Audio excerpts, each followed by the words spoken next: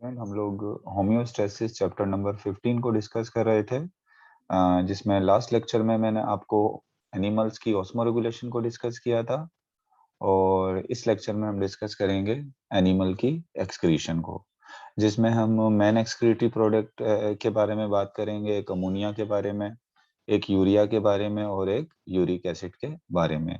इसके साथ हम इन एक्सक्रीटरी प्रोडक्ट का जो है वो रिलेशन देखेंगे एनिमल्स की हैबिटेट के साथ। तो चलें सबसे पहले बात कर लेते हैं एक्सक्रीशन की। एक्सक्रीशन को जो है वो आपकी बुक किस तरीके से डिफाइन कर रही है। तो आपकी बुक एक्सक्रीशन को इस तरह से डिफाइन कर रही है, the excretion is removal of chemical waste from the body which are produced by metabolic processes within cell। अब कहता है बेसिकली एक्सक्रीशन क्या है। जब हमारे सेल्स के अंदर, हमारी बॉडी के सेल्स में जब मेटाबॉलिक रिएक्शंस होते हैं, मिसाल के तौर पे ये एक सेल है। अब अगर कोई मेटाबॉलिक रिएक्शंस होते हैं तो मेटाबॉलिक रिएक्शंस आपको पता है, केमिकल रिएक्शंस को हम क्या कहते हैं, मेटाबॉलिक रिएक्शन। तो इन मेटाबॉलिक रिएक्शन के रिजल्ट में जो केमिकल वेस्ट प्रोड्यूस होते हैं, मिसाल के तौर पे अगर अमाइनो एसिड का ब्रेकडाउन होता है तो उससे जो है वो एक वेस्ट रिलीज होता है अमोनिया, या इसी तरीके से दूसरे केमिकल वेस्ट जो हैं वो प्रोड्यूस होते हैं। तो इन केमिकल वेस्ट का बॉडी से रिमूव करने का जो प्रोसेस है उसको हम क्या कह रहे हैं उसको हम एक्सक्रीशन कह रहे हैं। The nitrogenous excretive product of animal, excretive product तो डिफरेंट टाइप की हो सकती हैं, लेकिन हम यहाँ पर जो बात करेंगे वो कौन सी एक्सक्रीटिव प्रोडक्ट की बात करेंगे, नाइट्रोजनस एक्सक्रीटरी प्रोडक्ट, यानी जिनमें जो है वो नाइट्रोजन होता है। तो जो स्पेशली नाइट्रोजनस जो एक्सक्रीटिव प्रोडक्ट होती हैं वो प्रोटीन के ब्रेकडाउन होने से बनती हैं। तो जो नाइट्रोजनस एक्सक्रीटिव प्रोडक्ट हैं उनमें एक तो आ जाता है अमोनिया, एक यूरिया और तीसरा क्या हो गया, यूरिक एसिड। तो इन तीन ही जो है वो हमने एक्सक्रीटिव प्रोडक्ट को जो है वो डिटेल में डिस्कस करना है, अमोनिया, यूरिया और यूरिक एसिड को। अच्छा, इसके बाद अगर हम relationship between excretive product and habitat, मतलब एनिमल्स के पास ज्यादातर जो मेन एक्सक्रीटिव प्रोडक्ट हैं ये तीन ही है। इन तीन एक्सक्रीटिव प्रोडक्ट में ammonia, urea and uric acid. अब क्या होता है कि ये जो एक्सक्रीटिव प्रोडक्ट होती हैं ये रिलेट करती हैं किससे, एनिमल की हैबिटेट के साथ। मिसाल के तौर पे अक्सर जो फ्रेश वाटर में पाए जाने वाले एनिमल्स होते हैं, जो फ्रेश वाटर में पाए जाने वाले एनिमल्स होते हैं उनकी एक्सक्रीटिव प्रोडक्ट जो है वो क्या होती है, वो होती है अमोनिया।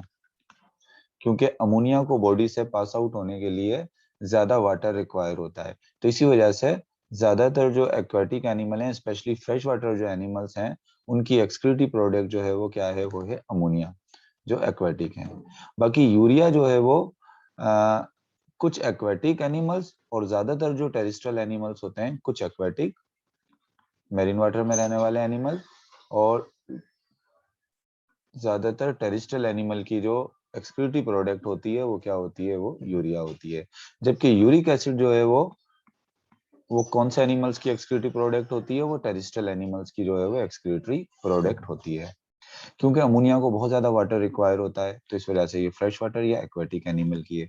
यूरिया को थोड़ा कम होता है तो ये एक्वेटिक की भी हो सकती है और टेरेस्ट्रियल की। यूरिक एसिड को बहुत ही कम वाटर रिक्वायर होता है तो इस वजह से ये किसकी है, टेरेस्ट्रियल की। तो चले हम ऐसा करते हैं कि वन बाय वन इन तमाम एक्सक्रीटिव प्रोडक्ट और इनके कैरेक्टरिस्टिक्स को डिस्कस करते हैं।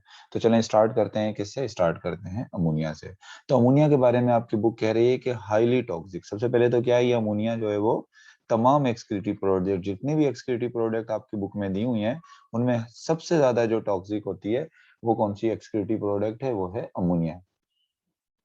अच्छा, ये क्यों हाईली टॉक्सिक है, because it tend to raise the pH of body fluid and therefore with membrane transport function. कहता है कि ये इस वजह से हाईली है, टॉक्सिक है, क्यों, अमोनिया जब आपके बॉडी फ्लूइड में जो है वो ज्यादा होगी तो आपके बॉडी फ्लूइड की जो पीएच होती है उसको क्या कर देती है, उसको चेंज कर देती है। इवन के इस चीज पर भी इंटरफेयर करती है मेम्ब्रेन के ट्रांसपोर्ट सिस्टम की। क्योंकि हमारी सेल मेम्ब्रेन जो है वो आपको पता है कि सेमी परमिएबल है, कुछ सब्सटेंस पास होते हैं, कुछ सब्सटेंस पास नहीं होते। लेकिन जब सेल के बाहर पीएच चेंज होती है तो पीएच चेंज होने की वजह से क्या हो सकता है, सेल मेम्ब्रेन की जो है वो परमिएबिलिटी भी चेंज हो सकती है।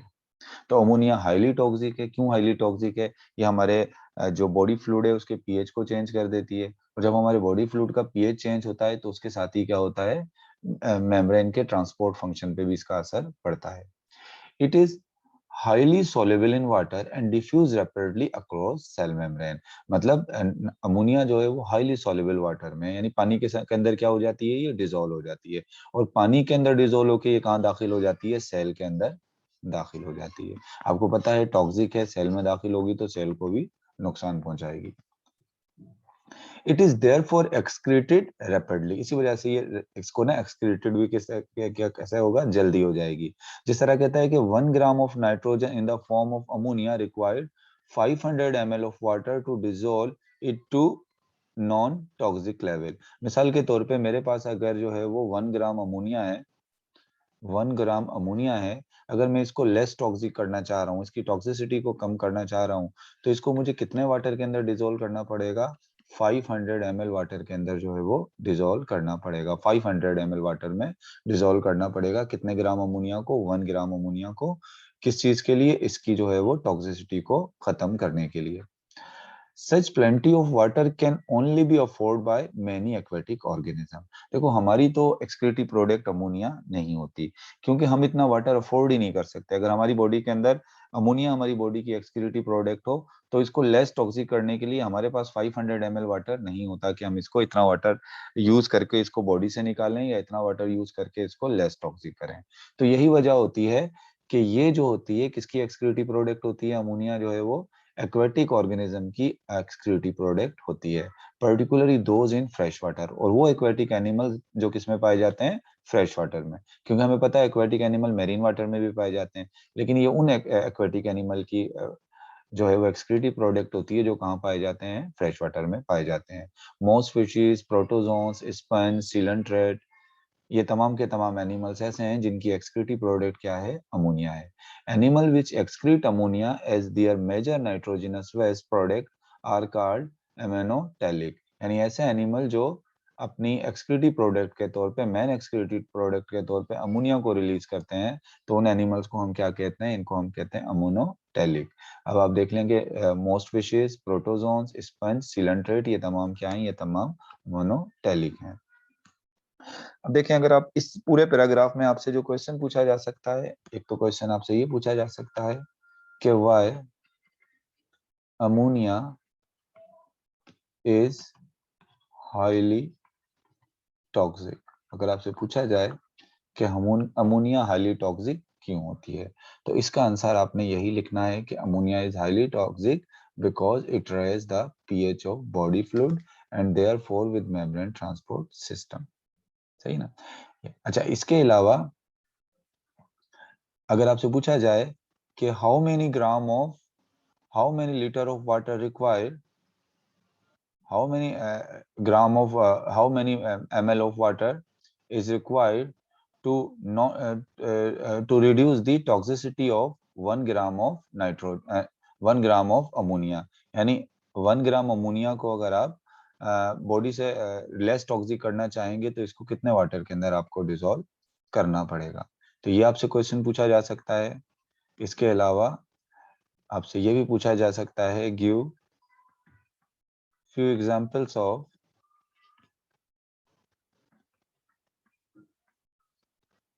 मोनोटेलिक एनिमल्स।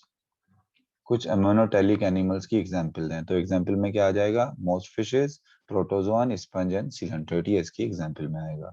या अगर आपसे क्वेश्चन किया जाए कि why ammonia is excretory product of terrestrial animal, sorry fresh water, या आप कह लें कि aquatic animals but not terrestrial animal. अगर आपसे पूछा जाए कि अमोनिया जो है वो फ्रेश वाटर या एक्वेटिक एनिमल की एक्सक्रीटिव प्रोडक्ट क्यों है, टेरेस्ट्रियल एनिमल की एक्सक्रीटिव प्रोडक्ट क्यों नहीं है, तो इसका आंसर भी आप यही देंगे कि 1 gram of nitrogen in the form of ammonia required 500 ml of water to dissolve it to non-toxic level. Such plenty of water can only be afforded by aquatic organism. ये इसका क्या होगा, आंसर होगा। तो चले, हमने पहली एक्सक्रीटिव प्रोडक्ट के बारे में बात कर ली, और वो कौन सी थी, वो थी अमोनिया। अमोनिया के बाद दूसरी एक्सक्रीटिव प्रोडक्ट की तरफ चलते हैं, जो कौन सी है, जो है यूरिया। तो organism with less fresh water available such as some marine organism and all terrestrial organism remove their most of nitrogenous waste in the form of urea। यानी ऐसा एनिमल जिनके पास फ्रेश वाटर कम होता है, जिसमें हम भी आ जाते हैं कि हमारे सराउंडिंग में भी फ्रेश वाटर इतना नहीं है, या मेरीन वाटर कुछ एनिमल्स होते हैं उनके पास भी फ्रेश वाटर इतना नहीं है, तो ऐसे एनिमल अपनी जो एक्सक्रीटिव प्रोडक्ट होती है वो किस फॉर्म में रिलीज करते हैं, यूरिया की फॉर्म में रिलीज करते हैं। They will often invest some energy to convert the ammonia into urea। अच्छा, एक बात याद रखें कि जो यूरिया अपनी एक्सक्रीट करते हैं, तो उनकी बॉडी में भी डायरेक्ट यूरिया नहीं बनता, उनके एक्सक्रीटिव प्रोडक्ट के तौर पे पहले जो है वो अमोनिया ही बनता है। पहले क्या बनता है, अमोनिया ही बनता है। फिर एक यूरिया साइकिल के जरिए ये अमोनिया को किसमें कन्वर्ट कर देते हैं, यूरिया में। और अमोनिया को जब यूरिया के अंदर कन्वर्ट किया जाता है, तो इसके लिए क्या रिक्वायर होती है, इसके लिए एनर्जी जो है वो रिक्वायर होती है, जब अमोनिया को किसमें कन्वर्ट किया जाता है, यूरिया में। और 100,000 टाइम जो है वो लेस टॉक्सिक है अमोनिया किसके मुकाबले में, यूरिया के मुकाबले में। अगर हम कंपेयर करें, सॉरी, यूरिया को अगर हम अमोनिया से कंपेयर करें, तो यूरिया अमोनिया के मुकाबले में 100,000 टाइम, 1,00,000 टाइम जो है वो क्या है, लेस टॉक्सिक है।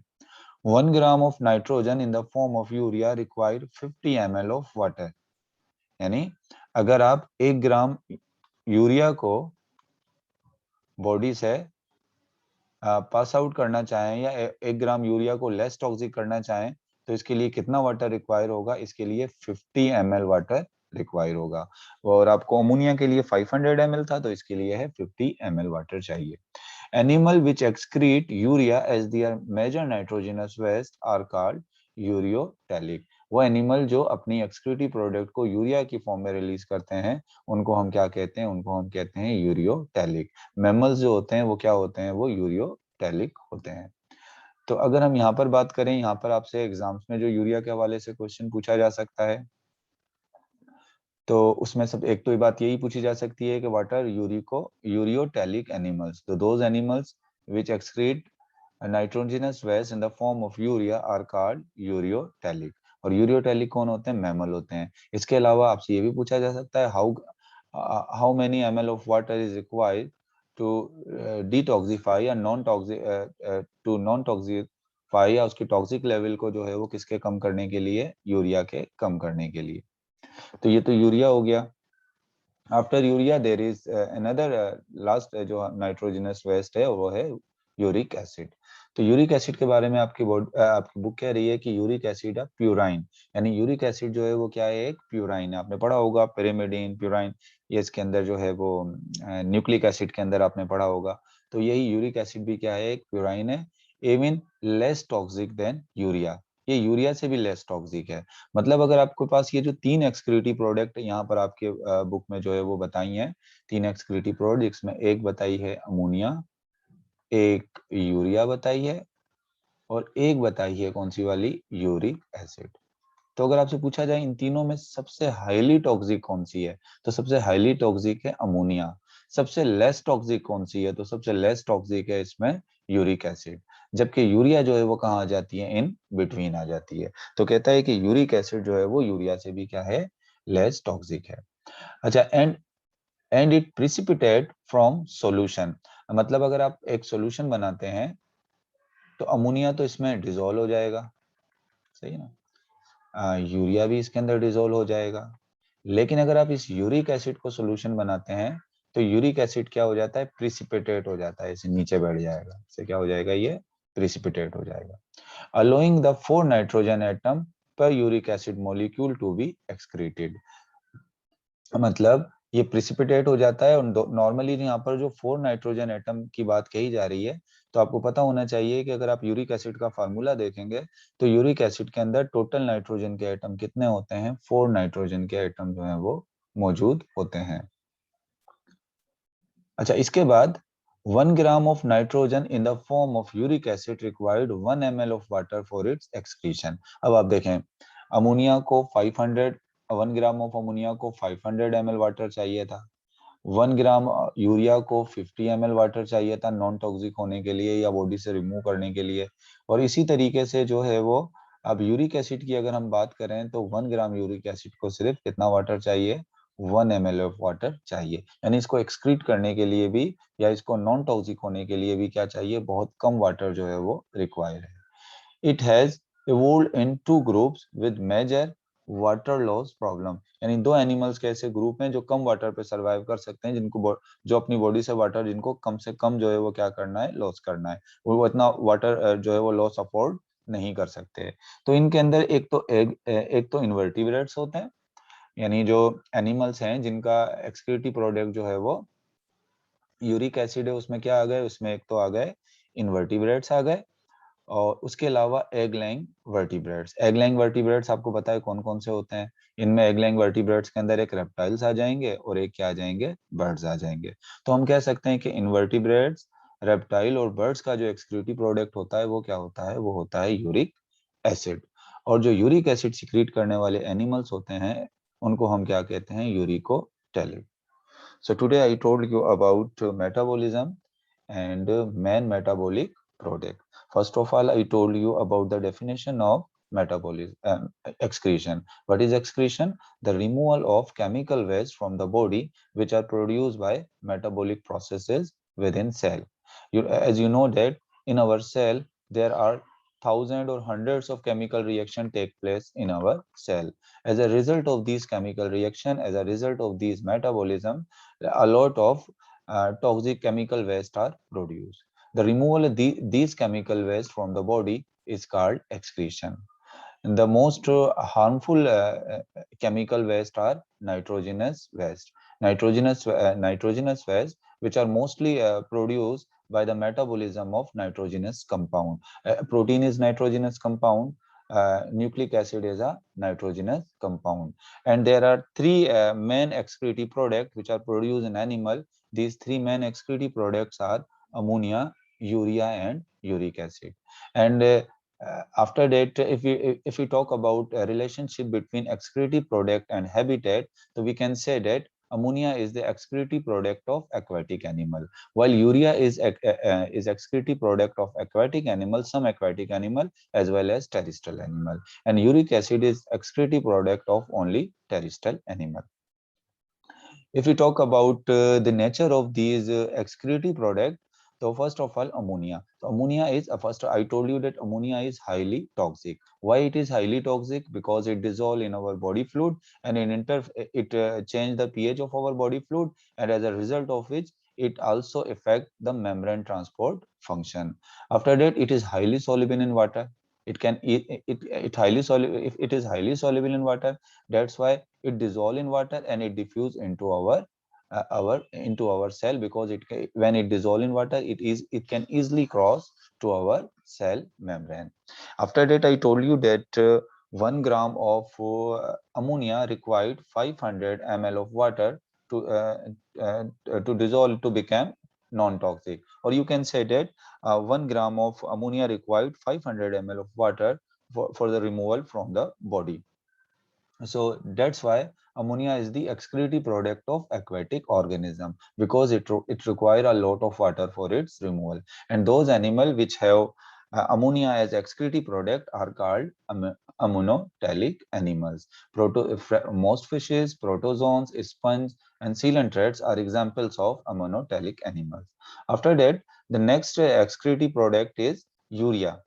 The urea is less toxic than ammonia, and urea is required less water than ammonia for its removal, and that's why urea is excretory product of those animals with less fresh water available, such as marine organism as well as terrestrial organism. And urea is also 100,000 times less toxic than ammonia. And uh, require the conversion of ammonia into urea required energy, which come from ATP. and those animal which release urea as their excretory product are called ureotelic. After that, uric acid. Uric acid is a purine form, and it is less toxic than urea, and it is less soluble in water. Even 1 gram of uric acid required only 1 ml of water for its excretion, and it is the excretory product of invertebrates and egg-laying vertebrates. What are egg-laying vertebrates? These are birds and reptiles, and those animals which excrete uric acid as their excretory product are called uricotelic. तो चलें, आज हमने इनके excretory product के बारे में बात कर ली। नेक्स्ट टाइम फिर जो है वो हम इसके आगे जो है वो मजीद एनिमल्स की, स्पेशली ह्यूमन की जो है वो एक्सक्रीशन को डिस्कस करेंगे।